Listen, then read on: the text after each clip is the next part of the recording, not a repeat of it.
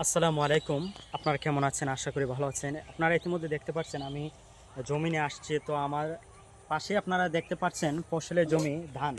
ইতিমধ্যে বৃষ্টির কারণে যদিও ধানের ফল ভালো হয়নি, তারপরেও কিছু কিছু ফসল এখনও কৃষকেরা কাটছে এবং আপনারা দেখতে পাচ্ছেন এই কৃষি জমিতে ধান বপন করা হয়েছে। তবে আগের তুলনায় আপনারা এই যে এগুলো দেখলে বুঝতে পারবেন বৃষ্টির জন্য তেমন একটা ফসল হয় নাই। এবার কৃষকেরা অনেকটাই হতাশার মধ্যে রয়েছে বৃষ্টির জন্য। আপনারা দেখতে পাচ্ছেন এই ফসলটা ইতিমধ্যে পেকে যাচ্ছে, কিছুদিন পর কৃষক এটা কেটে গড়ে তুলবে।